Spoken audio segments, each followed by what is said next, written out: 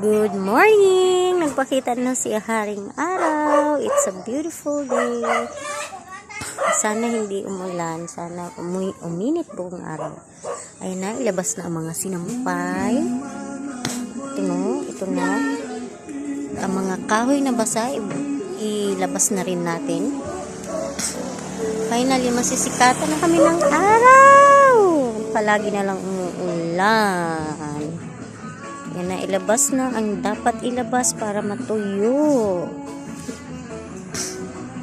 Masikatan na rin ang aking mga tanim. Kailangan talaga nila ng araw. Ayan na, ito na yung aking garden. Ayan na sila, dumadami na sila. Yan, may bago na rin akong tanim dito na atsal. Tapos yung aking sitaw, ayan na. Yung iba, ang haba na ng gapang nila.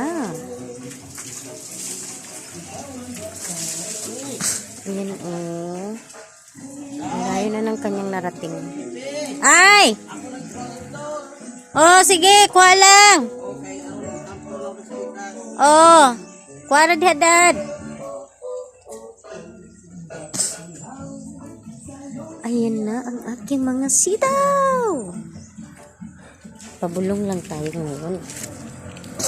At ito na ang aking pipino. Ayan, gumapang. Umpisa na silang gumapang.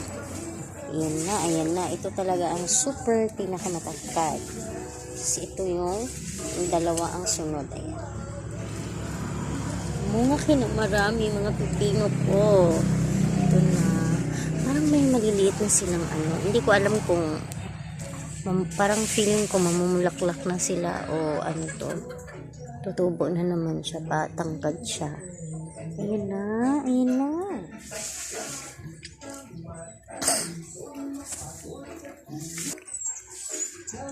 Talagang excited ako gumising araw-araw dahil sa kanila. Siyempre excited din ako sa mga anak ko. Pero iba talaga ang saya eh.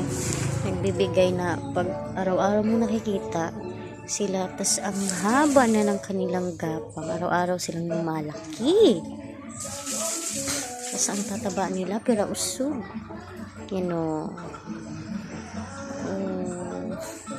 Di magtatagal, magiging gubat na to dito. Ang aking gilid ng aking payag, bahay kubo. Aking bahay kubo. Magiging gubat na to dito. So, ito naman banda, dito ay aking mga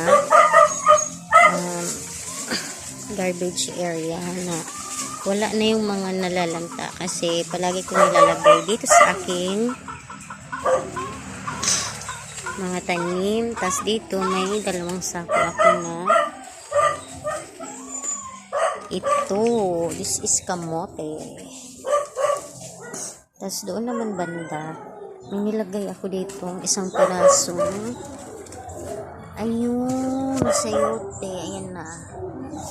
Kasi ang sayote daw dito sa mga sabi-sabi nila is hindi daw nabubuhay or mabubuhay man, hindi namumunga. So tinago ko siya dito kasi gusto daw ng sayote dito ay gusto nila nasa malamig na bahagi o malamig na bahagi, yung hindi talaga sikat na sikat ang araw. Ayan, kaya dito ko siya nilagay sa ilalim. Ayan o.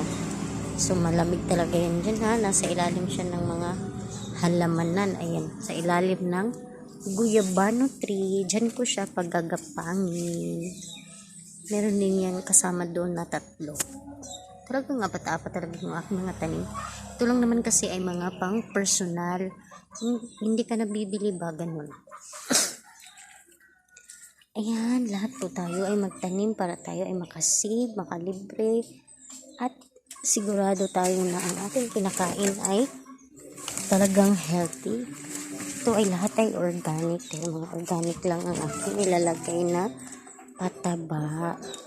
Alam natin na sigurado talaga ang ating tanim. Kaya huwag kalimutang mag-like at follow. Subscribe na rin sa aking channel.